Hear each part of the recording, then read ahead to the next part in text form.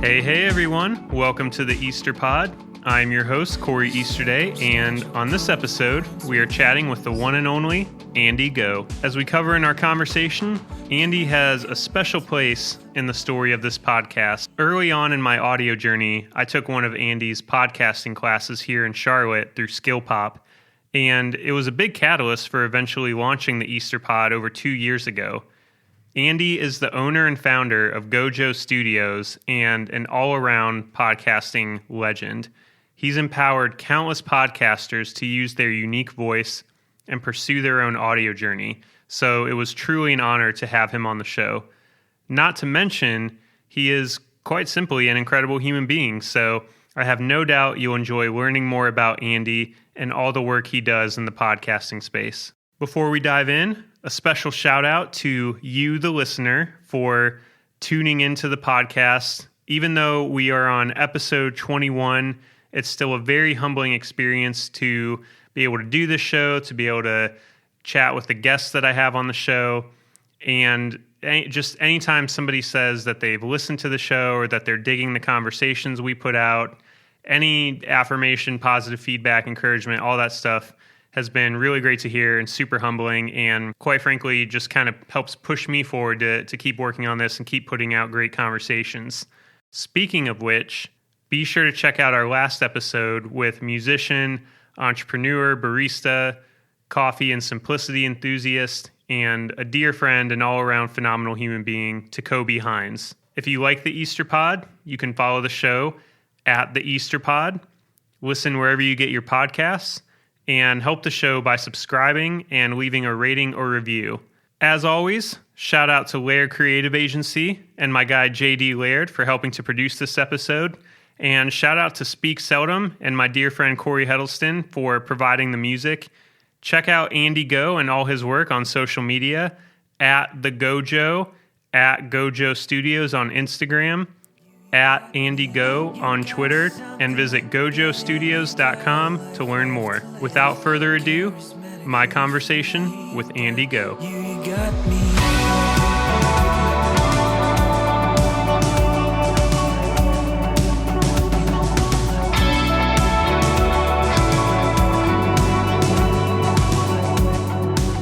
So you could argue that today's guest should have been one of my very first guests on the Easter Pod, since I'm not entirely sure this podcast would exist without the benefit of learning from his vast knowledge and wisdom about all things podcasting. He is a man of many cool and stylish hats, both literally and figuratively. If you go to his Instagram page, you know exactly what I'm talking about. But he's perhaps best known for his podcasting expertise as the owner and founder of GohJo Studios. Andy Go, welcome to the Easter Pod. How are you doing today? Corey, man, I'm doing really great. Thank you for that introduction. And this is like kind of a full circle moment for us here, I think, because it was about a year and a half ago, not long after y'all had first moved to the Carolinas, when I first met you. I think you took one of my Skill Pop courses. And like you just mentioned, that helped lead you to where you are today with this podcast. So this is really cool for me to be on your podcast that, you know, we kind of helped start through that class. Yeah, and it is an honor to have you on the show for that reason. I mean, like I told you before we started recording, I know you're a mere man, you're a mere mortal like myself, but I do, revere you in that way of, if it wasn't for you putting yourself out there through teaching skill pop classes and all the things that we're going to kind of cover throughout this episode, the ways that you give back to people through your knowledge and expertise and your love of podcasting. I know that the show wouldn't exist because that, how we got connected originally through that skill pop class, I think it was summer of 2019 thereabouts. Cause like you said, we had only lived here in the Carolinas, maybe a year or so coming down from Ohio, and podcasting had been on my mind for a long time up until that point. But taking your class was the exact catalyst for whatever reason that I needed. All the tools and resources you gave out, I still have it all with me to this day. Kind of, you gave us just an easy template to follow to pursue our podcasting dream. And so I think it was 6 to 8 months after that, early 2020, that which is, perfect time to have started any new venture, I suppose. But, launched the Easter Pod, put myself out there, started interviewing people. And I don't think I would have been able to do that without your help. So like I said, it's cool to have you here. And I appreciate you not just sharing that, knowledge and wisdom with me, but being an empowering person for so many people in that way. I appreciate that, Corey. And, it's one thing to learn how to do something, and it's one thing to kind of be exposed to it, but to see you take on that knowledge and take on this project and kind of take it to where it has been, I mean, that's really special because, we can, teach people how to do something all day long, but if at the end of the day, that person doesn't have the initiative or the motivation within themselves to do something with that knowledge, then, it doesn't really go anywhere. But look, this is episode number 21 of this podcast now. I'm really honored to be on your guest list with some other great guests, some really respected names around this city have been on this show as well. So, not only have you done something with the podcast, but you've also used it to help integrate yourself into the community in a lot of the same ways that myself and other people around here have done for the past several years, doing that work, making yourself available, showing up and being present. It's like it really is possible to integrate yourself into this community here in Charlotte if you do those things. I've done it. I've seen other people do it, and that's exactly what you're doing, man. So I'm glad to be a small part of that. Well, that's all super encouraging and affirming and life-giving, and I really appreciate you sharing it on a genuine level, because this, as you are well aware, podcasting and doing this as a creative pursuit can be quite a grind. Podcasting burnout is a very real thing that we've both encountered. I'll speak for myself. I know I very much encountered it. I think we were talking a little bit beforehand that you've definitely encountered it over your long time being involved in podcasting, seen other people go through it. So to be here 2+ years later, still trying to grind it out. And that, what you said, is one of the big reasons I tell people why I do it. Selfishly, it's so that I can hang out with awesome people like yourself and get to know more people in the community, get more connected. That was one of the hardest things to go through, having me personally lived in Ohio, being born and raised in Northeast Ohio until 2018. So when I was 29, and then to spend the last 4 years going into my early 30s, trying to get to know a brand new community, get to meet brand new people and all that stuff. I was so used to being plugged in Ohio in a way that I could at least just go hang out with people and be involved in different community stuff and collaborate with people. And selfishly, this podcast has been a big reason of doing it, is to drive that here in Charlotte, and honestly just to, in the way that you're empowering for your students and people when you're talking about podcasting. I want to be that way for the people I have on the show, in terms of, they're people I really respect, whose stories I want to share. And it's always surprising to me, because Charlotte's a big city, but it's kind of a small, big city, if you will, in some ways. And which is to say, a lot of people you kind of know the same people. There's circles, there's, people hang out, people talk, whatever. And, for me, coming into a place like that, like I said, just selfishly wanting to, connect with other people, become a part of that, branch out, collaborate with other people. It's just been really cool to have this as an opportunity to do that, and to put people's stories out there, because even though it's a small, big city, people know each other. I'm always surprised by how often I'll say, "Oh, I'm having such and such coming up on the podcast," or whatever, and people will be like, "Oh, I don't know who that person is," or "I'm not familiar with their story." So it's taught me to never take it for granted, the power of just putting someone's story out there, or just having a conversation. So. Yeah, man, that's exactly what we try to do with the podcasting thing, is trying to bring people together. It's one of the crazy things I've noticed about podcasting is, where else in the world could you walk up to somebody who has a C-suite title, or, like Dr. Cradle has a litany of titles behind their name, and ask for 30 minutes of their time to just chop it up, right? Most C-suite guys or gals or whatever you go talk to, they'd be like, "Excuse me, come on, you got to at least get past my receptionist first." But with podcasting, it's weird because it's got a very flattering effect, right? Because if you go in and you just say, "Hey, can I have 30 minutes of your time to have you on my podcast? We can talk about the things that you're passionate about or interested in." People love it, and it doesn't seem to make a difference if they're in that higher, tier of executives or, they're important, busy people or whatever. There's something flattering about just saying, hey, I want to have a conversation with you about the things that you love and enjoy, and I want to share that with all my listeners. And that's honestly one of the most powerful things about podcasting that I've just kind of anecdotally observed while I've been doing this work. And you're taking full advantage of that right now with what you're doing, because every time you ask myself or to Kobe or anybody else to be on this podcast, you're making a little bit stronger of a relationship with that person, and that's powerful stuff. Relationships are the most powerful thing. I've always kind of subscribed to the idea that, in a very broad sense, when you look at just what it means to be human and all the issues, our world faces on a daily basis, like I've always kind of ascribed to the idea that it takes a village, so to speak, to tackle some of the complicated issues, but also for each of us to have a support system of people that we can, be connected to and trust and whatever. So that is one of the coolest parts. Like podcasting, being a podcaster, there's a very low barrier to entry in a lot of ways. But that is one of the also low barriers that has the greatest benefit, is it's an easy relationship building tool. And like you said, getting connected to people you never would otherwise. And this is a perfect example of that. The fact that I feel like the Paul Rudd meme, like, look at us, who'd have thought? Yeah, exactly. Where's my hot wings at? But seriously though, you're right. It's a technology that we didn't have access to 20, 30 years ago. And not only is it a technology, but it's really a reach that we have access to now that we didn't before.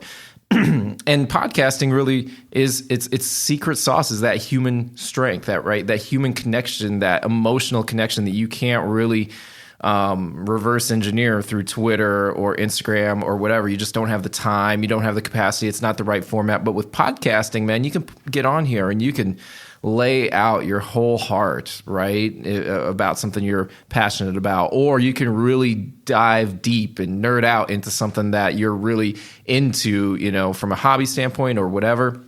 And being able to do that and do it through the human voice is what makes podcasting special, right? I always tell my students this is, physiologically, the way that it works is that your brain is always trying to filter out different stimuli, right? Whether it be auditory or visual or whatever. It's just an evolutionary technique to help us concentrate on, not getting eaten by tigers and stuff like that. Well, these days, we don't have to worry about that. We just use it to mostly find the best parking spot at the mall. But what your brain is actually prioritizing, right, and actually trying to seek out above all that noise is the human voice. Right, so the human voice is specially attuned. Your brain is specially attuned to the human voice, to seek it out, to listen to it, to pay attention to it. So that human voice is the paintbrush and the canvas that we use when we're creating podcasts. So if we can use that effectively, if we can use our human voices really well to help make that connection, help express who we are, and help share our stories, that's what makes podcasting special. That's what makes it stand out from Instagram and Twitter and TikTok and all of that other stuff, is that human connection. And podcasting is uniquely set up to be able to deliver that in a way that all those other mediums aren't. Yeah, that's very, very well said. Sounds like you've had some practice sharing some of that stuff before, maybe through your classes and whatnot. No, that's super well said, and it's a great way to put it. And it helps explain for me why I feel so drawn to podcasting, both creating them, but also consuming them, is quite simply comes down to that human connection you talked about, where certainly, I am online just as much as anybody. And I think that the social media tools we have definitely have their place and their purpose and their positives, and of course their drawbacks, but they have their purpose in the world, basically.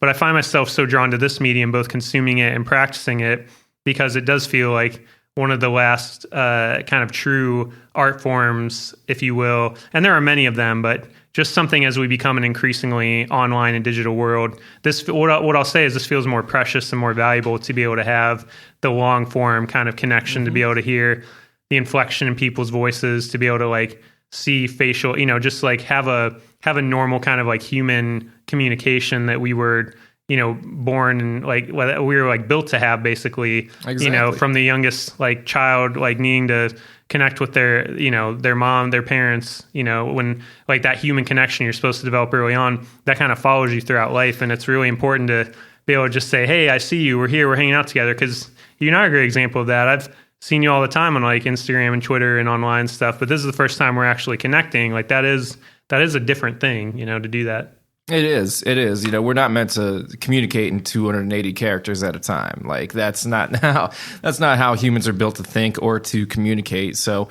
it's good to have those different ways to communicate available to us. I do like that choice. But having the ability to sit down and have a conversation, look people in the eye, preferably, sometimes we have, over the past couple of years, we'd had to do it over Zoom and things like that. But being able to look somebody and be in their same presence and have a human conversation with them is the essence of how we have evolved as humans. I mean, storytelling is what sets us apart from the rest of the animal kingdom, right? I mean, being able to pass down stories, traditions, that's what gives us culture, right? That's what gives us identity. That's what gives us meaning and purpose. And how has all that stuff been done, throughout human history? I mean, there's been plenty of different ways to do it. There's, been petroglyphs back in the ancient times. There's, TV and radio in more modern times. But we've always had the human voice to be able to communicate that with. And that's really what we're doing with podcasting, is just telling the same stories, telling the same traditions, sharing the same cultural values. It's just, instead of petroglyphs, now we got microphones and Wi-Fi service. But the heart of it hasn't changed at all in thousands of years. Yeah, and that's a good segue, because speaking of communication, I think the last time before sitting down today and planning for this that you and I really chatted was during your recent cross-country road trip, when I sent you way more recommendations than you ever asked for, to the point where you said... Now, to be fair, I did ask for them. You did. I didn't know if you asked for that many, but you did. I kind of emptied the notebook on you. But you did say, well, maybe I have a career as a travel agent down the line, so we'll see about that if this doesn't work out. But so you graciously also... And to be fair, you did put out a call for people that you were willing to send out postcards. So I don't want to pretend like I somehow made your Christmas card list without having to ask. But you graciously sent me a postcard from one of my favorite cities, Las Vegas.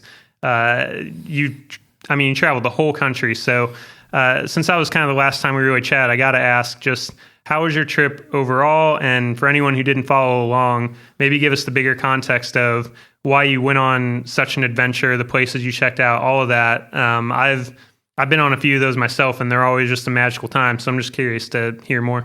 Yeah, sure, definitely. So the trip that you're talking about was earlier this spring in 2020. I left Charlotte to do a cross-country road trip for about 2.5 months. I took 2 weeks to drive from Charlotte all the way out to Los Angeles. Spent 6 weeks in Los Angeles, and then 2 weeks to drive back to Charlotte. So 10 weeks total, 2.5 months. It was an epic journey for sure. I stopped at so many different great places along the way, places that I'd never been to before, like the Grand Canyon, Zion National Park, Las Vegas, New Orleans, just iconic American places. And to do it on the road was really special too, because that, being able to road trip across the country like that, there's some mystique, I think, that, has maybe been lost in that, but it's truly sort of a rite of passage, I feel like, that I wish everybody could experience, because seeing the country like that is such a significant and powerful way to see the physical effects of all these things that we've talked about and heard in history books and things like that. But to be there yourself with your feet on the ground and your eyes looking at the thing and your nose smelling the air of all the stuff around you gives you a whole different appreciation for how this country was formed. Even stops in places like Little Rock, Arkansas, a place that I just kind of added, out of convenience because of where it was, and breaking up the road trip. That place had a ton of information about the Trail of Tears and the Indian migration, the Indian exodus, the Native American exodus that happened to build the whole eastern half of our country, which, we still have names for, particularly here in the Western Piedmont of North Carolina. There's obviously plenty of evidence of Native American land here, but to see, some of the trails they took and actually follow that same path and then go through places like Oklahoma, which is where those Indian reservations are, and it's the effect of that cultural shift and the forced nature of it are very powerful.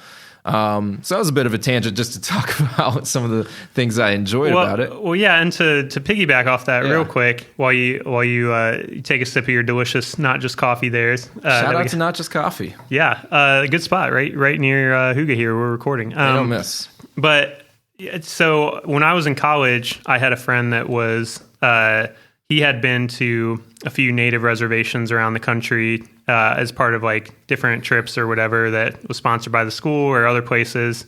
And he, through his experience with that culture and just learning more about it and just kind of taking it, like having a real humbled approach of like the whole history of Native American culture, and especially here in the States and the reservations and all that, he set out to make a documentary.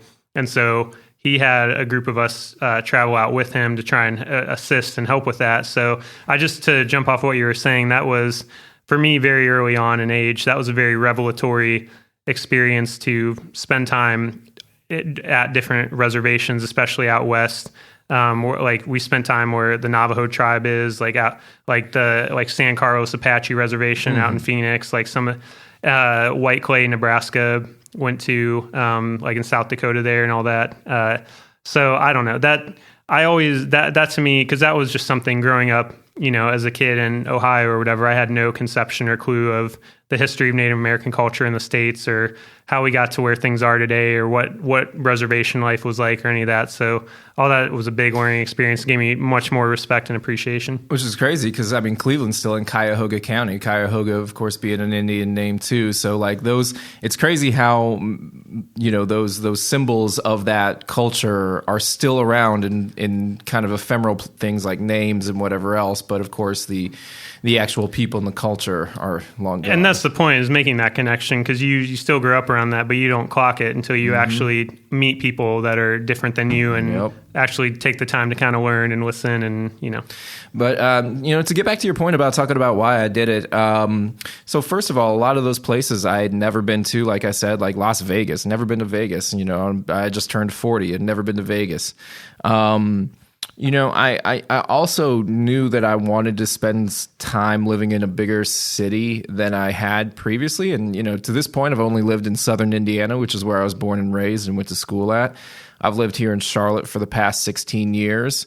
But I'd never lived in a major metropolitan area. And so I wanted the experience of doing that. I also wanted to live in kind of experience life in a place that was culturally different from where I had been.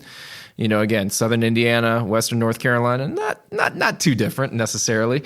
But, hey, West Coast, different vibe, different feel, certainly a different topography and sort of climate and all that. But, LA made a lot of sense there. It also is, had some business purposes too. There's, obviously given the industry that I work in, podcasting, there's a lot of, media and creative talent out in LA that I, was wanting to tap into. I, definitely made some good connections out there. So it was a business trip too. Ostensibly it was a business trip for tax purposes, if the IRS is listening. But really it was mostly adventure, right? It was mostly that whole idea of, living life to its fullest and not waiting until the circumstances are completely correct to be able to do that. That's something that we always talk about, or we always hear people talking about is, go live your life and do what feels right to you and do all this sort of stuff. But, it's still really, really difficult to actually do those things, right? Whether it's, just a logistical thing, because not everybody has 10 weeks in their job to be able to take off and work somewhere else on the road and whatever else. It's not just a money thing, because trust me, it's really expensive to be able to do that. So there's all sorts of reasons why people don't do it, but I wanted to make sure that I did it, even if it wasn't quote unquote a smart investment. Yeah, I could have taken those, however much money I spent on that trip, and put it into stocks or whatever, and, made a profit out of it. But I still wouldn't have experienced Las Vegas. I still wouldn't have experienced New Orleans. I still wouldn't have experienced 6 weeks in LA or Yosemite National Park or any of the beautiful things that I'll treasure for a lifetime. I got to thinking, actually what really put me over the top on this trip was my dog. And if you follow my Instagram, you've probably seen pictures of him. His name's Gus Gus. He's a 4.5-year-old red tick coonhound. He's my best friend in the world, and I know that we all say our dogs are the very best. So I won't say my dog's the best ever, but he is my guy, and I take a lot of pride in him. And I thought, he's a hunting dog. He's an active dog. He came from kind of a really rough background. He was a hunter's dog in South Carolina and just in kind of abusive situation. So we've had to do a lot of work with him in terms of socializing him and kind of getting him comfortable being around people. But he loves adventure. He loves being out in the woods. And I was like, well, what better thing to do but take him across country, let him experience all these different things, because you never know how much time you have with your dog, right? Because they can have issues, and you may not be able to do that the next year or whatever. And so, I really wanted to make sure that while he was young, only 4.5, that he got an experience like this that, most dogs never get and most people never get either. So I wanted to do that for him. But then as I got to thinking about that and I was kind of sold on that concept, I was like, well, wait a second. All those concepts I just talk about with my dog, they all apply equally to me too, right? Because you never know how long you personally are going to have to be able to do something like that, right? You never know how long you're physically going to be able to do something like that. If you break your leg and have to rehab for 6 months, you're not going to be able to go hiking every day through the Grand Canyon. Even though, everything, I could theoretically maybe do it next year, you never know. There's no promises that you could have done it next year. So I actually had this trip planned a couple years ago, would have done it earlier except for COVID. But now is the right time to do it. And I'm very thankful I did it. I'm very fortunate to have had that experience. I've been blessed and lucky to be able to do it. I believe I've come out of it a more well-rounded, more broadened person. And I honestly would still be out there on the road if it wasn't so damn expensive.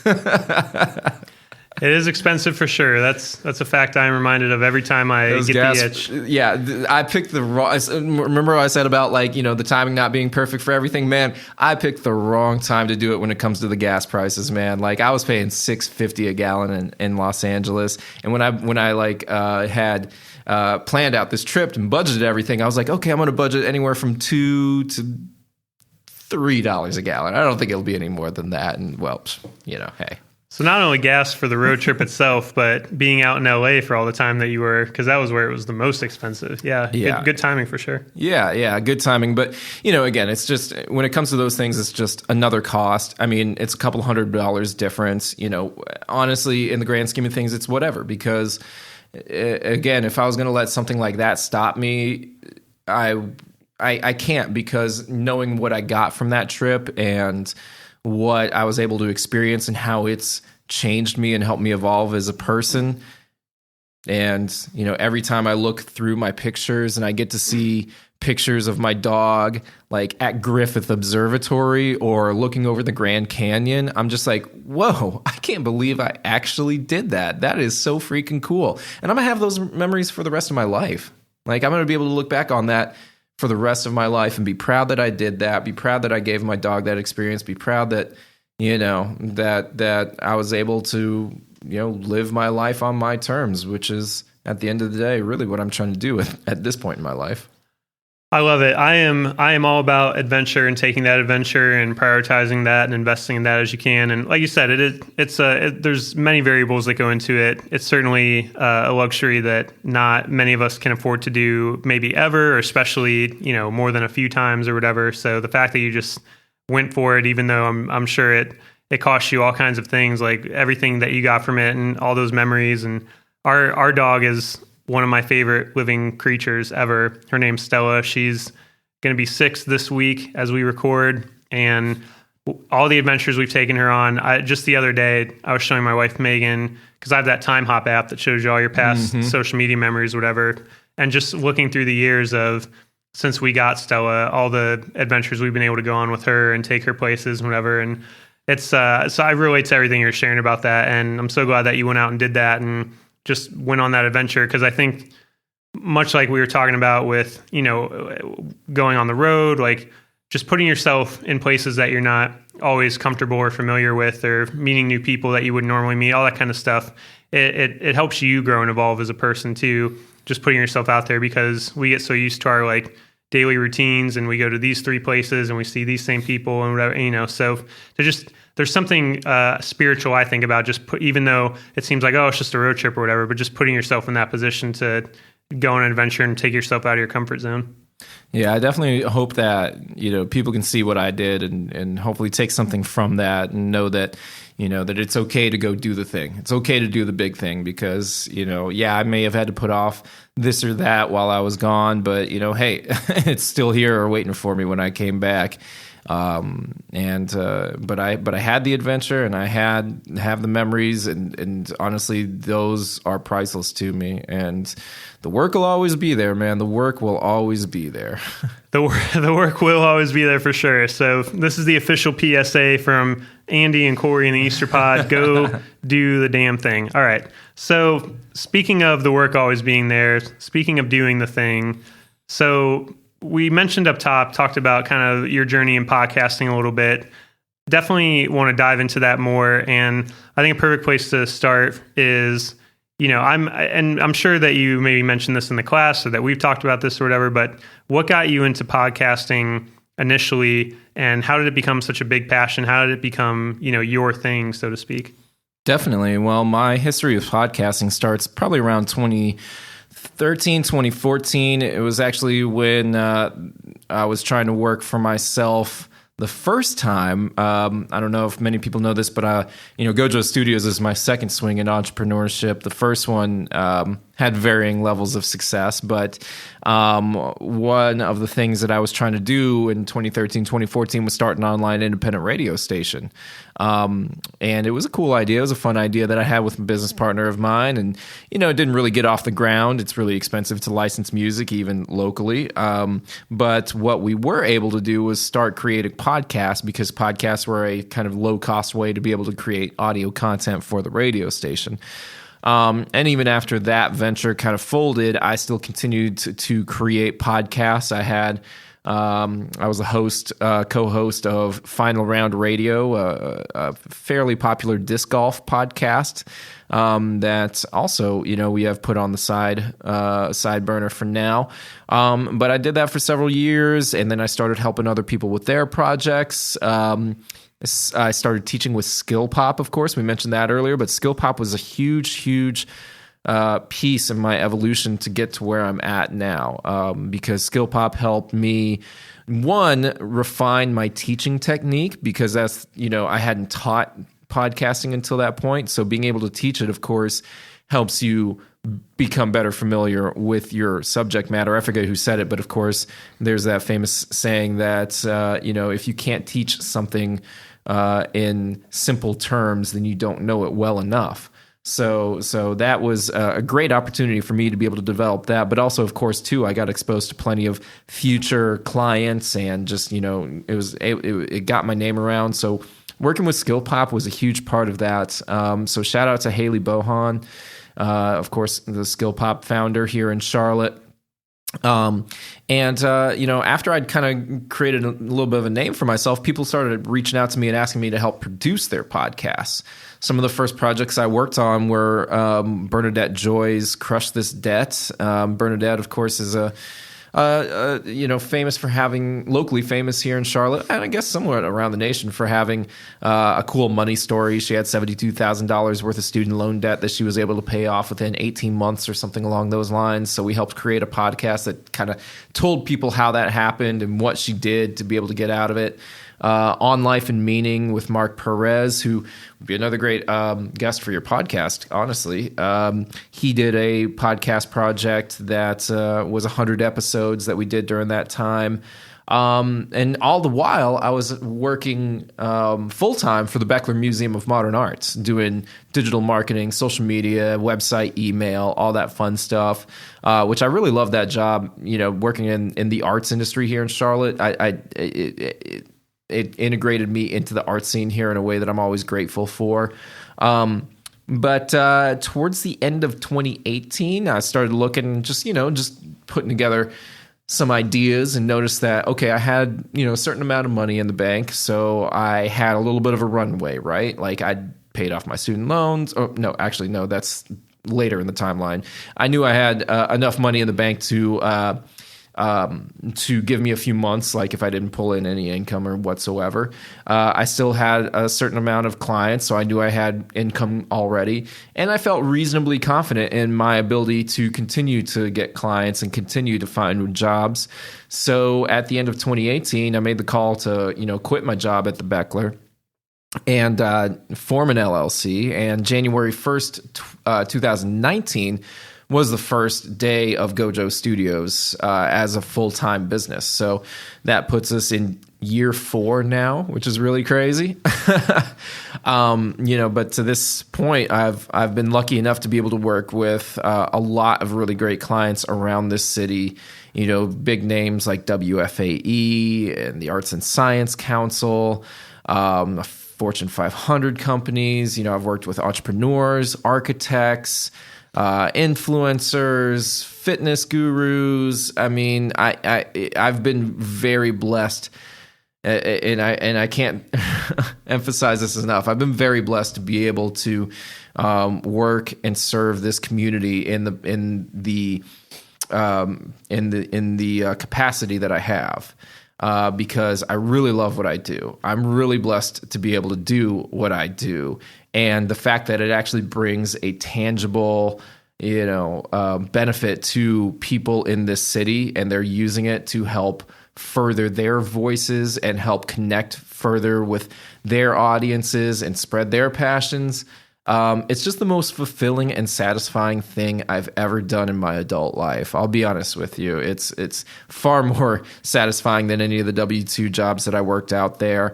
And also, I make a lot more money doing this than I ever did in the W-2 world. It wasn't until after I started working for myself that I was able to pay off my student loans and really, kind of get a handle on that sort of thing. So, one thing I'll say about entrepreneurship is that a lot of people, and rightly so, when you're thinking about starting a business, are thinking about, well, what if you don't make enough money to pay your bills and whatnot? And that's certainly a thing to keep in mind, right? Like, you definitely don't want to be in that place, and you definitely want to avoid that.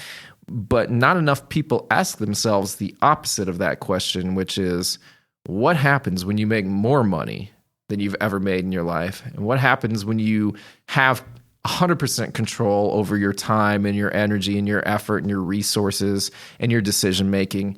And, what happens then, right? Because that is just as likely, if not more likely, of an outcome than you not bringing in a single dollar for 6 months at a time. Yeah, that's a great way to frame maybe a more healthy mentality around entrepreneurship, because all the fears and insecurities that come with stepping out and starting your own thing and pursuing your passions are very valid. But it's true. I've never really asked myself the question, like even with this podcast, what if it does work out the way I would want? What if it's better than I hoped? What, all that stuff. So it's just a mindset switch, really, and there, and I don't want to be too crazy about it, but like mindset switches, are so powerful. The mind really is our strongest weapon. And it never runs out of ammunition. Shout out Andre 3000. Like, if you can have control over your mind and make those mindset switches, it's a game changer. It's a life changer. And I feel like that's what pulls me through a lot of my challenges. Good shout out to Andre 3000. I appreciate that. And Always. We are big fans of any good musical shout outs here in the Easter Pod. And also, yeah, the mindset switch. You're right about mindset, because I'll just kind of let people behind the curtain a little bit. Perfect example is, this is actually our second take of this podcast. Now, to be fair, we only got like a minute or two into the first take, but that's exactly what was happening. Is I was having a hard time focusing and being present and dealing with all that mindset kind of stuff. So I think there is a lot of power, whether it's entrepreneurship or collaborating creatively with someone, or just our daily interactions of, being present, giving our, acknowledging our fears, insecurities, all that stuff, but also giving ourselves the opportunity to kind of dream and create and be passionate and be hopeful and think about that it's all a lot of it is kind of in our heads. I mean, it's a cliche phrase, but it's cliche for a reason, that we can be our own worst enemy. So that's another reason why, like, talking to people like yourself or having the kind of guests on the show that I try to have on is because the barriers in our minds and the things we go through and experience and our struggles can be so real and overwhelming. To see anybody step out of that and step forward and start the thing or try to help others or be empowering of others or be connected to people, I think is nothing short of a small miracle if I can be so bold. Oh no, I totally agree, man. And again, you're taking that and running with it. You're a great example of exactly that. I mean, it'd be easy for you to come here, and say, well, I don't know anybody, and I can, just be passive about it and let people come to me, and a lot of people have that mentality, whether it's consciously or subconsciously, but you are taking a proactive stance towards it. You're saying, I know I have something to contribute. Not only that, but I'm infinitely curious about the people that are already here. Let's see if we can't merge those two together and do something really cool. And it's crazy because other people could do that, right? Like anybody could do that, theoretically, but not everybody is. So what's the difference there between the people who are doing it and the people who aren't doing it? I'm not exactly sure, but whatever it is, man, you're showing it. And there you go, ladies and gentlemen. This is really why I wanted to have Andy Goh on the podcast. I'm hyping you up. Is to just hype me up, give me all the affirmation that I experienced when I was your student taking podcasting, all the ways you're empowering to your students. I just wanted to get some more of that for myself, just selfishly get the affirmation, the encouragement. But no, I mean, I did want to touch on, so you're talking about your journey and starting GohJo Studios and all that. Mm-hmm. You are a very influential person in a good way in the community, which is, one of the reasons I was really pumped about having you on. But that is permeated through when you see all the people that have started podcasts, like through your help and your assistance, and you gave them the tools and resources to kind of step out and try that. And that was never more evidence for me than when you walked in. I said, I like to wear very on the nose clothing attire whenever I'm with a certain person or going to a city or whatever. I like to be very on the nose about what I'm wearing, what music I'm listening to, anything to mark that I'm with this person or I'm in this place. And so I'm wearing my Charlotte Podcast Festival 2020 all online t-shirt. I see that. Shout out WFAE. And exactly. Shout out WFAE. That was another very empowering resource for myself as a podcaster and many other people, and led to one of the guests I actually had on the Easter Pod, somebody else that participated in the festival, Taylor Frazier, the Amazing Forward podcast. But all that to say, the Charlotte Podcast Festival, that was an evidence to me because there you were as a presenter and teaching classes again, as you're wont to do. And also there were these other people that were speaking on panels and, showing off their stuff and teaching us all these podcasting tips and tricks that you had helped them kind of on that journey. So like Mark Perez was somebody I remember learning about at that festival and his podcast. So I thought that was really cool and such a good example to me of, we talk about stepping out, doing the thing and all that, but one of the things I've had to realize over my old 33 years on this planet, that's a joke, of course. I still have a lot to learn, very young. In some respects, childlike, I should say. I'm very immature. We'll put it that way. But one of the things I've realized is that the more you step out and you pursue whatever it is that you're passionate about, it's all this kind of self-focused inward journey, at least to start, especially because you're having to rise to the occasion of your own worries and fears and all this stuff. But the really cool thing, and you've alluded to this at different points, sharing your story, is that when you finally do it and you put yourself out there and whatever, one of the other things I don't think people ever consider often enough is the impact it can have on other people that's positive. That's such a great point because, people are always watching, whether we know it or not. People are always taking notes, and they're taking notes kind of subconsciously. So, it's easy to forget sometimes that when you're out there doing the thing that you're doing, that people are noticing it too. And when you're out there, whatever it is you're doing, it has an effect on people. people like you, myself, and a lot of the people you've had on your podcast, we are blessed with a platform, right? And a platform is such a beautiful thing because, it's great that people will want to hear from you, that people look highly upon you and take what you have to say with value to it and all those other things. But having a platform can be a double-edged sword too, because you can actually you can use it for the wrong reasons too, and you can have negative influence. And so having a platform isn't just like, oh, cool, look at this, everybody listens to me and likes my Instagram posts and whatever. But when I think about that, anybody who's got a platform like that, the first thing I think of is that's a responsibility. Because no longer can you just say whatever you want to say or, just put out something without thought to it, because whatever you do put out has consequence and it has an effect on people. And so what might be just an offhand joke to you or just, a casual sort of thing to you might be something that somebody else takes deadly seriously. And so that effect is constant and perpetual through all of our interactions. And I think it's always good practice to remember that, what you do and the energy that you put out there and the way that you appear in this world has a tangible effect on other people who are taking that from you. People who see you as a leader or who might see you as somebody to look up to. They're taking your cue on things. And so if you take your foot off the gas, other people are going to say it's okay to take their foot off the gas. But if they see you grinding, if they see you, with your head down and doing the work and treating people with respect and doing all those other things that we try to aspire to, that's just one other example that tells people, hey, it's okay for me to treat people with respect. Because I saw Corey do it, on his podcast. It's okay for me to listen to people and really show genuine interest in other people because Corey was doing it first. And you never know what might be the tipping point that turns somebody from a destructive behavior set to a more outwardly focused one because they had the right influence in their life. And you never know where that's going to be. It might be from you. Why not be something that contributes to that healthy mindset? It's going to be good for you because you're living the life that you want to, but the really powerful thing is that you are giving that aura to everyone else too. Speaking of which, I read on the GohJo Studios website the tagline that you have up there that I thought was really cool: empowering people to connect to their audience through professional podcast production.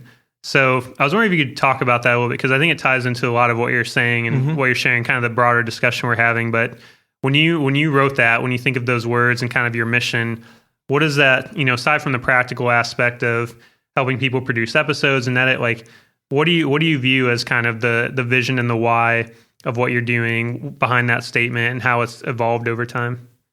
Well, the best thing that I can do for my clients is to help them realize their own dreams and their own passions, and to find their voice in doing this medium that helps them do that. The thing for me is that all of the people that I work with are generally pretty smart people and always have good things to say and are always really thoughtful and whatever else. And those messages deserve to be out there in some way, shape, or fashion. And most of the people that I work with probably could do it on their own or whatever. But, what I think that they get from working with me is working with somebody who's going to be there for them and help coach them through the things that they're working through, to help give them a different perspective, to help shine a light onto, the path forward.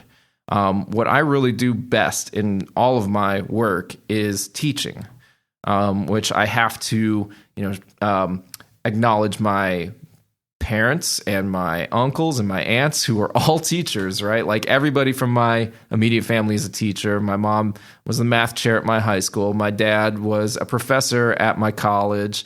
my aunts and uncles, they all work in education. I didn't go into education because I thought I needed to make money, so I went into business school. Guess what? I didn't make money at business school. So, but I still have that innate teaching ability in me, right? Like, and it never got nurtured until I got to do what I do now. So what I do now is work with people. In my eyes, what I do is I work with people to help unlock their naturally given talents, their naturally given skills. I'm not giving anybody anything they didn't have already, except the confidence to do it and the vision to see a path forward. That's all I do.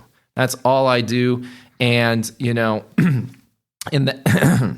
that's really what I find so gratifying and satisfying about the work that I do, is knowing that I help people do what they do best, even if they didn't know that they could do that. And I'll just give you an example here. One of my favorite clients, Colleen Odegaard, and I've been working with her for about 3 years. Now, for your listeners who may not be familiar with Colleen, she was a TV anchor here in Charlotte for 20 years. She was on Charlotte Today, WCNC for 20 years, hosting with Eugene Robinson. So, she built up this really great career, public-facing person, interviewed all the cool people in the city and everything else like that. And she came to me a few years ago and she's like, hey, I want to start a podcast. And I'm like, yes, you should, because I'd worked with her before. I knew she had, microphone skills. I knew she had storytelling skills. But the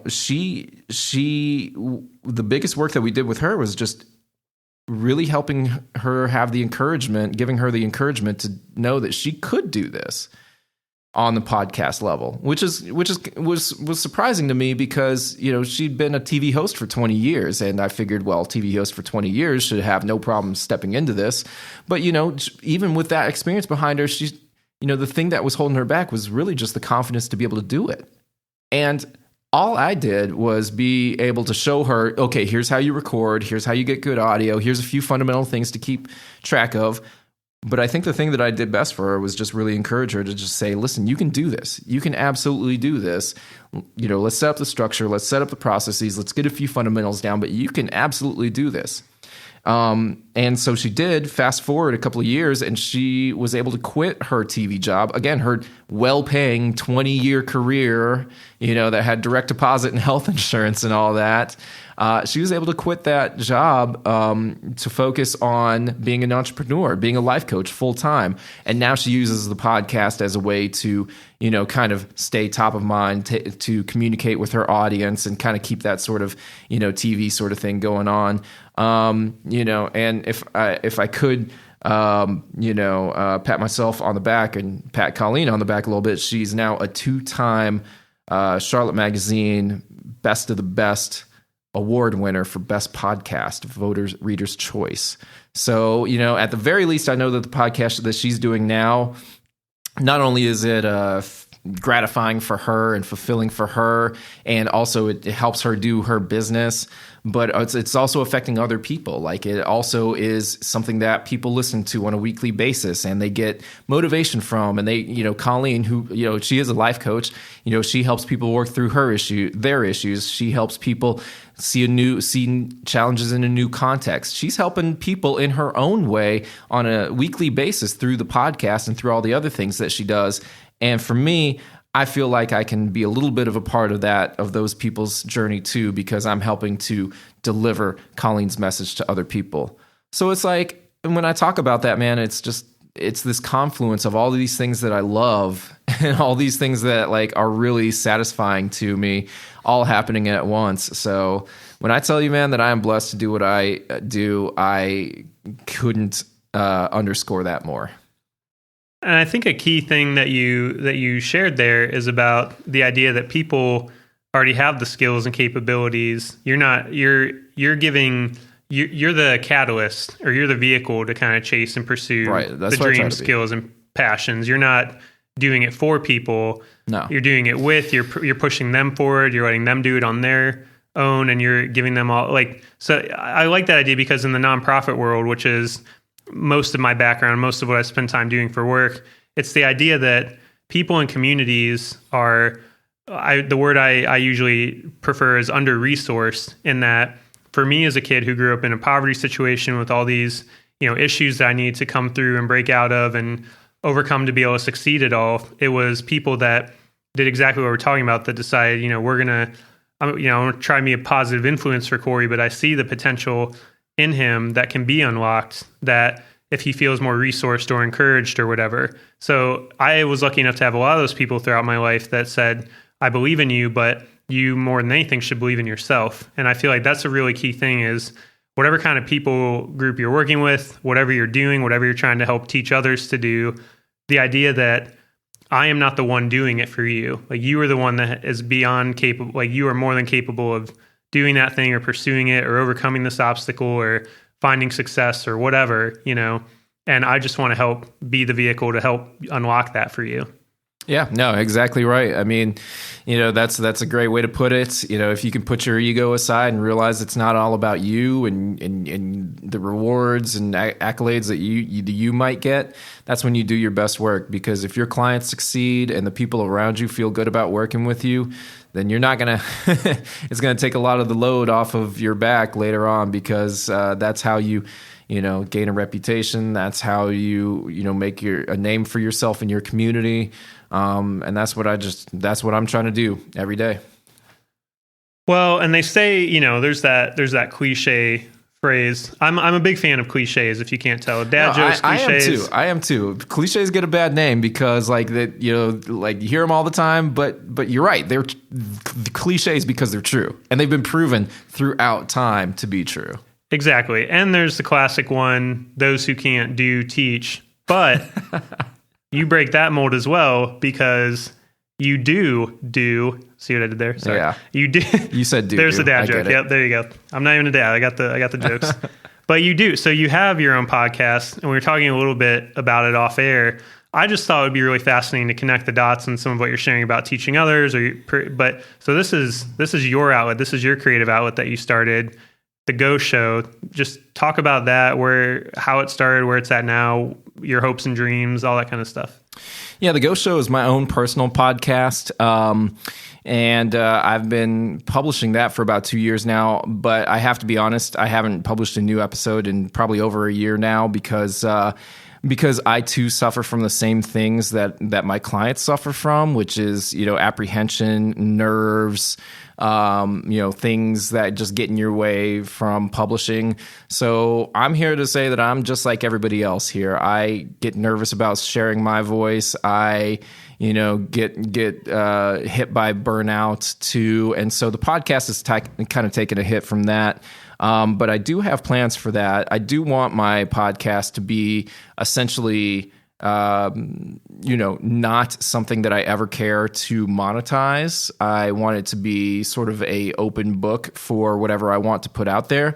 And I will say that is at odds with the advice that I would give any other podcaster or a client or student or whatever. My advice generally is to make your podcast very specific, right? Very targeted, very focused, particularly when it comes to your audience and things like that, because that's how you get the best engagement. That's how you tell the best stories, is telling a specific story rather than a lowest common denominator story. But, so I'm actually going against the grain of my own advice here and just saying that I don't have a narrative focus for that podcast. I want it to be an open blank canvas to where I can just create whatever I want to. Maybe it's an interview with my friends like yourself, or maybe it's something that I talk about my road trip with. But that's the vision for that podcast. I am planning some new episodes with that. Also, I am planning some original content, which actually does get very focused and very narrow in its delivery. So, but that's the cool thing about podcasting, man, is that it's so versatile. There's all different ways that you can interact with podcasts, that you can put information out there and put out creative ideas and energy. I don't even think we've scratched the surface of where we're at with the podcast industry. So I've got a lot of cool ideas coming up for original content that should be coming down the lines very soon.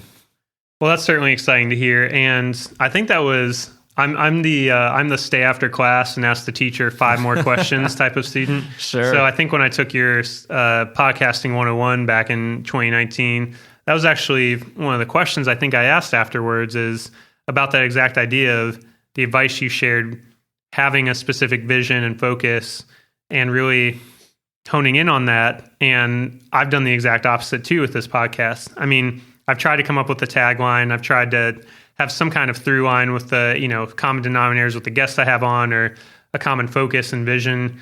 And I think in a, not to get too meta, but I think in a broad sense, I've achieved that to this point with the guests I've had on. But I relate to that exact thing about, I want this to be a bit of a big umbrella, like a blank canvas, like you said, on purpose, because I feel like I've had the opportunity to meet so many wonderful people that do such a variety of different things. And I myself am another cliche, jack of all trades. And there's never been I've never been able to focus all of my attention and energy on just one thing. So I like focusing on a lot of different creative disciplines and different hobbies and whatever. And I don't know, I think your advice is spot on, honestly, with what to do for podcasting, but I don't know where the urge to just completely go against that comes from, or I hope it kind of works out, I guess. I don't know. I'm just trying to have great people on, see where it goes. But yeah. Yeah, no, I mean, and we shouldn't be putting so much pressure on ourselves to be one thing or another, I mean, if we naturally tend towards being a generalist, like, that's good. Being a specialist is good too. They serve two different roles and two different functions, and one doesn't operate as well in isolation of the other. So we need our generalists, we need our specialists to both be able to do things, and honestly, if you can accept, or acknowledge the idea that you are a generalist or a specialist and lean into that, the earlier that you do that, the better, probably. So being generalist is great. You get perspective, right, that a specialist doesn't have. I think the thing that a generalist does really well is abstract thinking, right?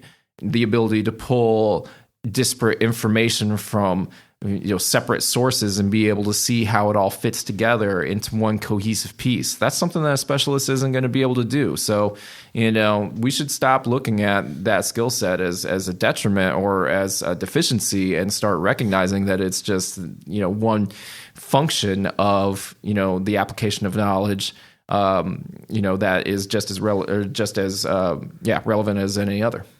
Well, and correct me if I'm wrong, but I feel like a big way to be successful in something like podcasting, aside from, even with this podcast, or if you're a generalist, like you said, you can still see how the pieces all fit together. You can still have common themes and narratives, things of that nature. But I think one of the biggest keys is just actually doing it, which sounds very simplistic, but there are, I don't know, you would know this better than I would, but however many millions of podcasts exist, and whatever in gross percentage of them are like 80, 90% or some, I don't know, there's some ridiculous percentage where it hasn't put anything new out in the last several months or whatever. And there's different, some are more just short run and specifically focused and whatever. But Sure. Just the idea that because there's such a low barrier to entry, there's literally a new podcast being started like every day. Oh yeah. And I've only been doing this for 2 years, but I've had my, as anyone that stayed subscribed, God bless you. I've had my dips and my peaks and things where I've putting out more content, where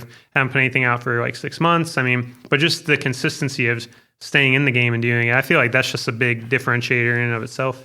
Yeah, it really is. That commitment to be consistent is definitely kind of a separator. One of the first things I tell my clients about podcasting is that you better be ready to commit to your podcast for at least 6 months, preferably a year to 2 years, right? And that, shocks a lot of people that I talk to, because they're like, well, I just wanted to put out a couple of episodes and then get paid. Like, isn't that how it works? And it's like, no, it doesn't, man.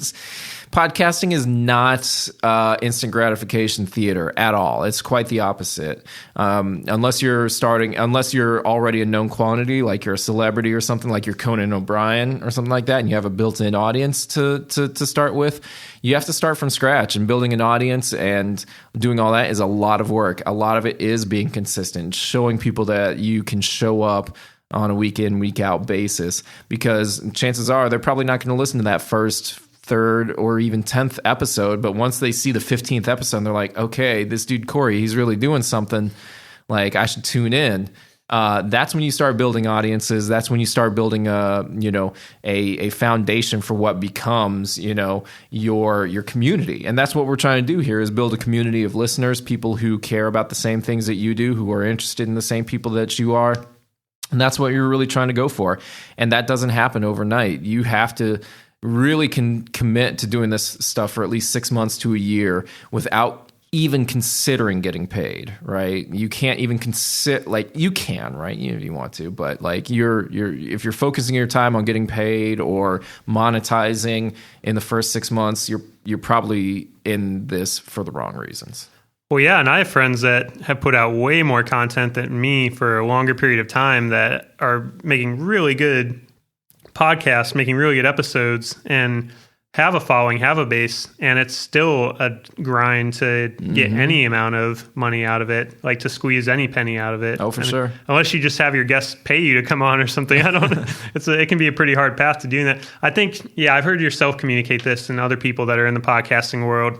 You have to give it that time, that consistency, but you have to play the long game with it. It has to be a passion project. You can't, expect quick results, quick feedback from it. Like, to this day, even with the episodes I put out and stuff, I'll hear things from people here and there, but the feedback loop is so just in the ether. I mean, you just put it out there and people listen and there's some downloads, but who knows really? I mean, it's so hard to kind of gauge some of that. Yeah, you got to really be honest with yourself about what goals you have with your podcast when you're first starting up. Like, if your goal, again, is to make $1,000 a month from advertising, I mean, that's doable, certainly. But is that what's going to produce the best results for you? I don't know. I think it's important to think about things like indirect benefits. Like, for example, going back to Colleen, as a life coach, the way that she gets paid is by having clients sign up for her programs and her sessions and things like that. Well, if that podcast that you're doing brings in 5 new clients, well, there's your payout. There's your profit from that right there. Even though you didn't get a check directly for the podcast, you did have people, you did use it to draw people towards the thing that really does make you money. And a lot of the times that's really what you're going for is trying to bring notoriety and credentials to who you are so that new opportunities can arise from that, whether they be speaking gigs, book deals, clients, membership groups, whatever the case may be. Having that podcast out there and showing that you're an expert in your field, that you know what you're talking about, but you're also like relatable and people like working with you too, which is a huge thing. That sets you apart from all your other peers and allows you to not only control your own narrative, but control the narrative of your industry, your product, etc. I mean, podcasting really is for everybody, and particularly from a content marketing angle, it's a area of growth that all companies are going to have to at least consider in the next few years. Well, yeah, and I think it's important to note also in that, and keeping in line with the other things we talked about, is that I remember I put out a thing on Twitter when I was starting the podcast of, what's your best advice or resources or this, and it got shared around a little bit. And I remember one person, somebody kind of trolling me a little bit, that being like, well, my best advice is don't start. There's too many of them out there. So I think you have to balance everything we're talking about with the realities of podcasting and the grind and all that stuff, with also the idea that just, the barrier, like I think you should start it. You should pursue it, even if you fail and you have to, I'll let you go ahead. Probably you're passionate about that. But. Oh yeah, no, definitely. I was just going to address that whole thing where there's this idea that there's too many podcasts out there or the market's saturated already. And you're right. Like, depending on who you listen to, there's 2.5 million podcasts out there. But also, you brought up a great point too, which is that 66% of them, something like that, haven't updated in over 3 months, or maybe there's just one episode out there total. So if you do that math, you're looking at only about 250,000 to 300,000 active podcasts that are out there publishing consistently for long periods of time. So there's really not as many podcasts out there as you think. And then number 2, there is plenty of room for specialization when it comes to podcasting. I tell people all the time, shouldn't think of podcasts like the radio necessarily. I mean, yeah, it's an audio medium, but the best way to think about podcasts is like magazines. Think about when you go into a Harris Teeter or your grocery store or whatever, and you see all those different magazines on the wall, and they are targeted to a million different audiences and subcultures and whatever. You've got Better Home and Garden, or you've got, muscle and fitness, or you've got hunting something or other. They're all targeted to super specific niche audiences. And that's what podcasts are. Podcasts should be targeted to very specific audiences because, again, podcasting is a great way to be able to really get passionate about a certain topic and a certain sort of storyline. And if you're able to do that and really key into an audience that feels like it's not generally served by the lowest common denominator, then you're going to have a really enthusiastic, engaged audience that's going to support you, interact with you online, spend money with your sponsors, things like that. So I tell people all the time, be very specific about your audience, be very intentional about, weeding out people who aren't part of your audience, because the more specific you can get about your audience, not only are you going to be able to craft better content for that audience and for that listenership, but it's also going to make advertisers easier to get to, because at the end of the day, the advertiser just wants to know what audience they're reaching. And if you can serve that audience up to them on a silver platter, that's all to your advantage too. So just because there's 250,000 podcasts out there doesn't mean that we can't have another podcast that's about whatever topic you are talking about, because not only is there a chance that people aren't talking about it right now, but nobody is going to be able to talk about it the way that you can. Nobody's going to be able to bring your specific viewpoint and perspective to an issue the way that you can. And so you got to be able to put yourself out there and just not worry about the fact that, there's so many other podcasts about there. Not everybody's going to listen to every podcast anyway, so you might as well put it out there. Oh, and actually, that reminds me, to a point that you were getting into before I started my answer, which is that, even if nobody listens to your podcast, right? Just the act of going through the podcast and creating it and shaping your voice for this audio-only medium is going to help you. It's going to, make those connections in your brain that weren't being made before. You're going to look at this material, which you probably know back and forth, in new lights, in new perspectives. That's going to help you be able to better communicate what you're talking about in other areas of your business, work life, whatever, outside of podcasting. And that happens even if you never get a listener, right? And I'm sure you've experienced this yourself, Corey, of being like, okay, so I've got to think about this storytelling thing in a different way, in a way that I haven't talked about it before. So how do I need to adjust to be able to do that? The act of doing that alone is going to be able to make you a smarter, more well-rounded, more knowledgeable person about your subject than if you hadn't done it. So there's value in just doing it for its own sake, but also what if, right? We're going to go back to that question of what if the good thing happens? What if the very best case scenario happens? What if, we start getting thousands of downloads and, we're getting, press and, having cool guests and we're talking about some cool stuff. What if that is the case? And, hopefully that's what people take from this conversation is to ask themselves, what if the best case scenario happens here? 100%. I genuinely couldn't have said it better. If I wouldn't get in big time trouble, I would take the microphone and just drop it right now. That was a good mic drop moment. But I don't know if this is an overly simplistic way to think about it, but I grew up playing music, which I've often noted on this podcast. And I always think about it from the perspective of there's tons of people out there making music, taking photography, painting, all sorts of the creative enterprises. You could make an argument that every single creative or business pursuit or anything you'd want to do in life is quote unquote oversaturated, that there's all these other people doing it, or that what does your voice matter within or whatever. And I actually take great comfort in that, to know that I'm not alone in whatever the thing is I'm passionate about, that there are other people that have gone before me that I can learn from.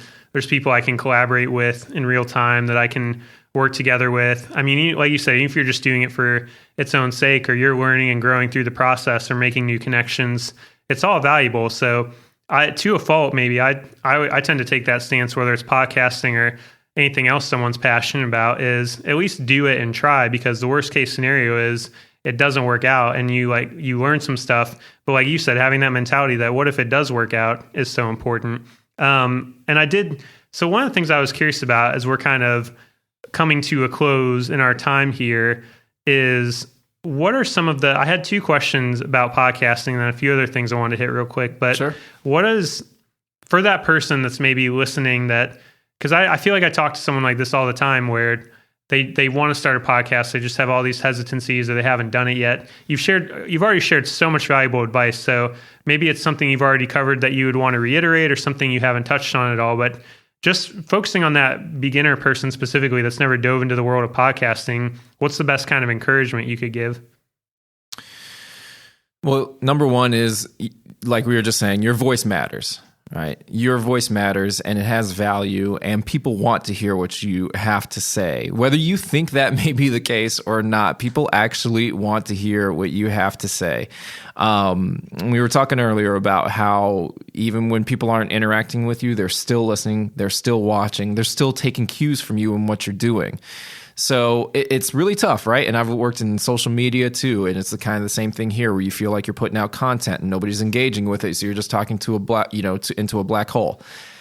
I have to remind myself every time I think that way that is just not true. There are people who are listening, there are people who are watching, and there are people who are taking cues from what you're doing. And so the more that you can show up, the more that you can be present, and the more you can put yourself out there in an honorable, authentic way, the better. People are going to get value from whatever you have to say, or at the very least, people are going to, want to, people who care about you are going to want to connect further with you, through whatever it is that you have to say. So, even if that's a small, number of people, even if you're not getting thousands of downloads, you're still making an effect on people and their lives. And of course, not only that, but you, by going through the process of recording your podcast, are challenging yourself to get outside of your comfort zone and create something new that you haven't done before. Anytime you get outside of your comfort zone and challenge yourself to learn new things, you're going to improve upon yourself. And that's not true just with podcasting. That's true with anything else, whether it be learning to play the piano or, trying to run a 5K. Trying to do things that are outside your comfort zone are always good. So if you're sitting there right now listening to this podcast thinking, I'd love to start my own podcast, but I'm a little bit nervous, that's good. That's a good place to be, because that means that you care about what you're doing and that you have great attention to detail and that you want to make something great. Those are all great things to build off of. Not let them scare you into inaction, right? 100%. And I wrote that down because that might, and apologies if that doesn't end up being the title of the episode, but I might actually make that the title of the episode, Your Voice Matters. Just that statement alone, I think, we talked about podcasting and how accessible it is for folks and things like social media and whatever. I think that's been one of the greatest innovations of modern technology, is so many people who maybe felt that their voice didn't matter, that they didn't have a voice, have all these platforms and tools and abilities to use their voice now and to communicate what they want to communicate and tell their own story and tell other people's stories, all that stuff. And if you've listened this far in the episode, first of all, come find me after you get done listening and shake my hand. I appreciate you very much. I said that like I'm standing on stage talking to a room full of people.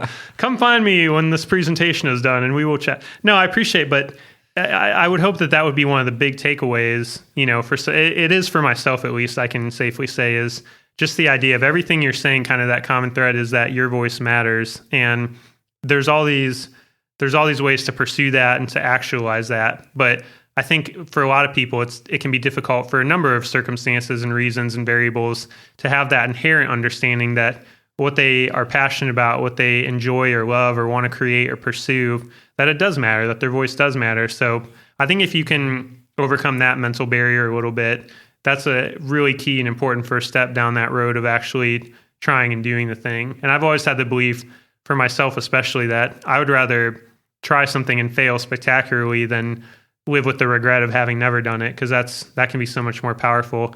One other thing I wanted to ask about podcasting, because I can't thank you enough for all your time and all the incredible advice and feedback you've given. Again, selfishly, I love having the guests I have on because I want to connect with them, but also I get to listen back to these and I get to learn from you all over again through having you on the podcast here. But what are some of the bigger trends you're seeing in podcasting? Like, where do you think it is in 5 years, or maybe some of the broader context you study? Sure. So I'll start with one that affects a lot of my clients, because a lot of my clients are using podcasting for content marketing. I do think that the industry for podcasting and content marketing is going to be something that's here to stay. I see it a lot like newsletters, e-newsletters from maybe 20 years ago or so, where if you were a business and you had an e-newsletter in 1998, it was like, whoa, that's kind of crazy. Like that's pushing it out there. Not everybody has one and whatnot. But fast forward today, and it's like every company has an email newsletter, because that's just a standard part of communicating in our digital landscape today. I see podcasting as following a similar trajectory in our business world, where it's like, if you don't have a business-focused podcast, then it's like, well, why not? Because everyone else does. And, it kind of shows that you're a active and, you're an active community and whatever else. And, it's just one of those, check marks that most places have. So I see the market for content marketing only continuing to be pervasive. I think that all companies, all marketing directors, all communications people need to think about how they're going to integrate podcasting into their strategies. I also see a big rise in video podcasting coming up too, which is making me think about like how I'm going to shift my business to be able to accept that, and actually my own personal skill set to be able to adapt to that, because I don't really at this point do a lot of video editing. I'm just learning, but the reason why I'm learning is because I know that video editing on podcasting is going to be a big sort of thing, and it goes back to the same philosophy that I've talked about with podcasting in general, that you probably heard me talk about in the class, which is that you really want to make your content available to everybody and meet them where they are comfortable consuming it at.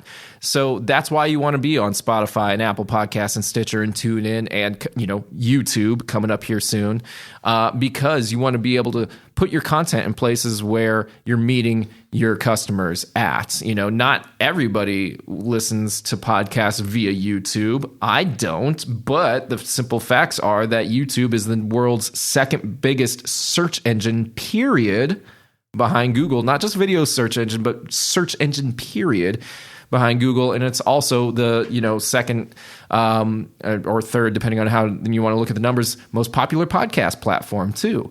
So you'd be silly not to be on that. And even though it's more of a lift, if you can create a engaging video content to go with your audio only platform, I think that's definitely going to help too. So that's something else that's coming up.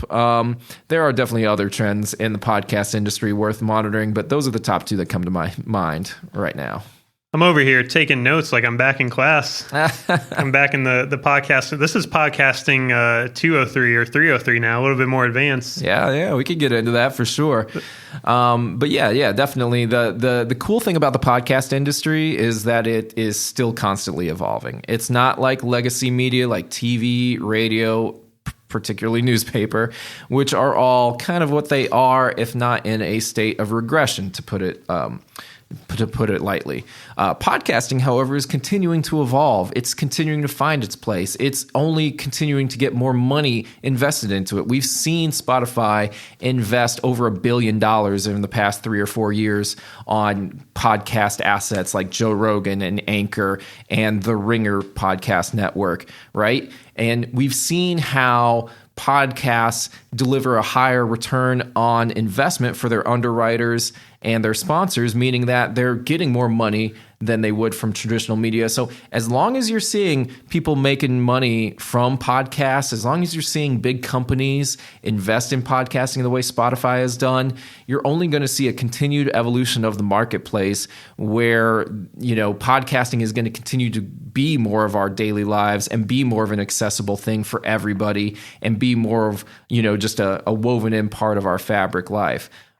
So that I think is very exciting about this industry. Like, I don't know necessarily where it's going to be in 4 or 5 years or whatever, but I do know it's going to be somewhere. And I do know that, it's going to be a big part of the storytelling process for, not just advertisers, but news outlets, for individual creatives, for business owners, for everything else. Like the limits are, there are very few limits I see to the podcasting industry in the next several years. And it's a really exciting place to be. It's a really democratic place to be in the sense that, man, like we said, anybody else can get into it and share their thoughts and opinions with anybody who has a Wi-Fi connection.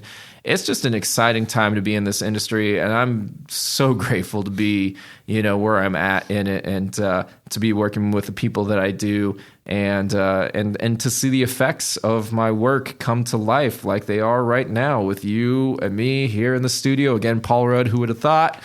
But that is, I'll tell you what, it is very gratifying in ways that I can only begin to explain.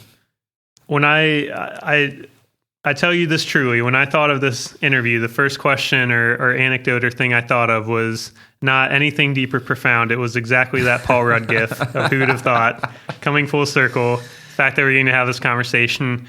And honestly, man, I feel this way with all my guests probably, but I always go into it thinking, all right, I'm going to get a solid 50 minutes in or whatever of an interview.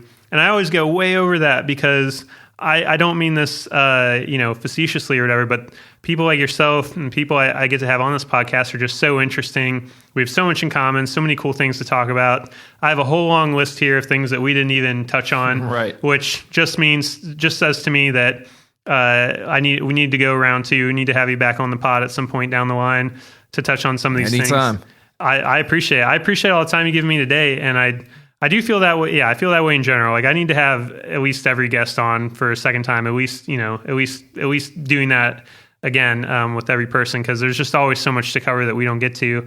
But one thing, so we're going to take all those subjects and we're going to wrap it up into one last fun question here that I absolutely do want to get to, because I'm trying to be better about infusing more other just random hobbies and passions into each episode, aside from the, what you do professionally or whatever. So just tell me a good TV show that you're watching now or that you just finished watching. Better Call Saul is my favorite show on TV right now. When does this episode publish? Sorry. Well, no. By the time it publishes, I think that the second half of this final season will have come out. So. That's what I was wondering. Okay, so Better Call Saul. The second half of the final season just premiered. It is by far my favorite show on TV. It's of course a prequel to Breaking Bad. In my opinion, Better Call Saul is definitely, I think, in contention for being a better show than Breaking Bad. Bob Odenkirk is hilarious yet dramatic. Rhea Seehorn as Kim Wexler is just a wonderful performance, just a really engaging performance. And then, of course, Giancarlo Esposito, who plays Gus Fring, is amazing. Michael Mando, who plays Nacho Varga, yeah. Ignacio, he had a tremendous performance. I can't wait to see how this show ends, because I know it's going to be mind-blowing. And then I'll also give you another one, Severance, which is on Apple Plus or Apple TV or whatever. Really great show with Adam Scott, kind of a dark humor comedy. John Turturro, drama. Christopher Walken are in there. Yes. Man, John Turturro and Christopher Walken on the same screen together. I mean, I'm sold already. But the rest of the show is really fantastic. It's a kind of a post-apocalyptic, maybe not, that's probably a little too strong. It's very sci-fi. It's sci-fi in like a Black Mirror kind of way, but a lot of drama, a lot of, kind of cool writing there, some really fantastic acting performances. I mean, if you got John Turturro and Christopher Walken in the same scene together, of course you're going to get that, but I really got to recommend Severance too. I am with you on both of those shows 100%. I am caught up to Better Call Saul to this point, and I am so excited to see, as this final season rounds out, what it brings. They've done such a great job with that show I feel like that show benefits a lot too from all the lessons they learned with Breaking Bad.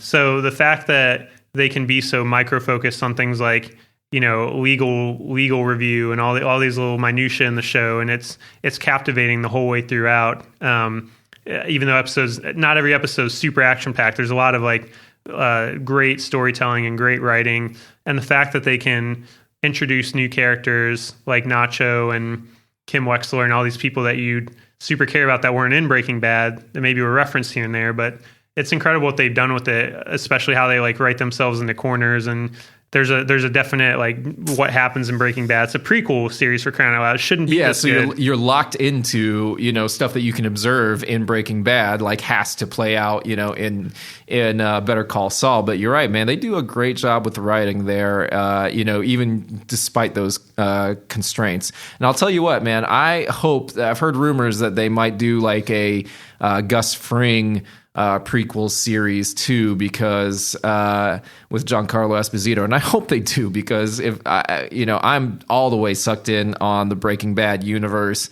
and I hope that these aren't the last 6 episodes of the Breaking Bad universe. Yeah, I think we're aligned on that. I watched the El Camino movie the day it dropped. I mean, I'm all in on that movie. I'm not saying that's on the level of Better Call Saul. Oh, no, it definitely I'm isn't. just saying that I am, too, am invested in the Breaking Bad universe. And Better Call Saul has been nothing short of a revelation. Lalo Salamanca might be one of the best villains to ever grace our TV He's screens. terrifying, man. Super terrifying. I've not had my heart rate up for scenes that some he was of those in, scenes, yeah. That I rarely ever for any movie or TV show, but like I'm sweating, my heart's like beating through my chest, and wow, that's all I'll say. Yeah, and Severance 2 is a really good one if people haven't checked that out. Apple TV is making it more and more difficult not to have them as a necessity on your streaming device of choice, paying that fee to have it, because they're just coming out with some really great shows. Severance is up there for sure, so if you haven't watched Better Call Saul or Severance, please check those out. And last but certainly not least, where can people follow your work? How can they support you? How can they get connected? We talked about the Go Show, GohJo Studios. I know you're a man about town. You're a man of the people. So any other projects you're working on, just feel free to plug away. Whatever you want to plug, social media, all that stuff. Sure. One quick project that I do want to shout out that I'm working on is with WFAE right now. We're doing a podcast about the election season here in North Carolina and Mecklenburg County. It's called Inside Politics Election 2022. So you can find that on any of your podcast platforms. It's hosted by Steve Harrison, Tim Funk, and Jim Morrow, who are all veteran North Carolina political reporters who have worked for the Charlotte Observer, WFAE. So they really know what they're talking about. They get great guests on, and they do some really great analysis of everything that's going on here in state politics and also locally here in Mecklenburg County. That's going to be running through the end of election season towards the end of the year. Really grateful I've been getting a chance to work with WFAE on that. As far as following me, probably the best place to get a hold of me is, my Instagram at the GohJo, TheGohJo. So my last name is spelled Goh, pronounced go like green light go. So at the GohJo on Instagram, also at Andy Go on Twitter, at Andy Go. That's just ANDYGOH. And, those are the social media platforms where I'm most active. You can also find my website, GohJoStudios.com, which is where you can find out about all my business stuff, some of the clients I've worked with, the work that we do. And of course, if you or your listeners or anybody else are interested in consulting sessions or working with me to help produce your podcast, that's, of course, the best place to reach me. And if you want to shoot me an email too, Andy@GohJo.com is the email. Andy@GohJo.com is the email. So let's see. If not digitally, then, in person, you can probably find me at Hattie's Tap and Tavern over there on the plaza. I'm a big fan of Hattie's, my favorite bar in town. Nota Bodega right across the street. It's also always where I'm getting lunch at too. In fact, if you just hang out in Nota, Plaza Midwood, Elizabeth, you'll probably see me at some of those places quite frequently. Oh, also on the disc golf course too. You'll catch me on the disc golf course. You catch me hiking out on the trails, riding my bike. I love going on group rides. I've been riding with the Nota Social Ride the past couple of weeks, which is just one of those community group bike rides that meets at a local loaf on Thursday nights and does a little 13, 14, whatever mile ride. Love riding my bike around the city. Man, I try to just be as active as possible and be out and about. So chances are you'll probably see me in person at an event, a brewery, or on the trails at some point here, in 2022. go follow Andy, follow his work, check it out. Check out GohJo Studios, check out the Go Show, all the projects, everything he's involved in. I can attest that he is a great follow on social media. I was able to live vicariously through the road trip and other adventures with Gus and all the stuff he gets into. That is your dog's name, right? Gus? Yeah, Gus. Okay. Gus. It's Gus, like the mouse in Cinderella. Oh, there you go. Perfect. Yeah. I love it. Yeah. And so be sure to check out his work, follow all his stuff. If you're into podcasting, even remotely, he is a fantastic person to reach out to. I feel like part of this has been just an hour plus long PSA to take all his classes and buy all his services and all that stuff. He's incredible to learn from and work with and all that stuff. So be sure to check it out. And Andy, I don't know what else to say except thank you so much for being a guest on the Easter Pod. This has been incredible. I'm glad we finally got to hang out in person like this. And thank you for being gracious with your time and all your advice and for dropping so much knowledge and wisdom on myself and on our audience. And thank you for the ways that you continue to empower people and be a community resource. I really appreciate it. Thanks, Corey. And, I'll just say that, man, I'm really proud of what you're doing here with the Easterday podcast because, I've had plenty of students and I've worked with plenty of people in podcasting over the years, but, not everybody makes it to, 20 plus episodes of their podcast. So that's something you should feel really proud of, man. You should definitely, feel like you're doing some work here, not only with the episodes you've already done, but all the stuff that you're going to be doing in the future.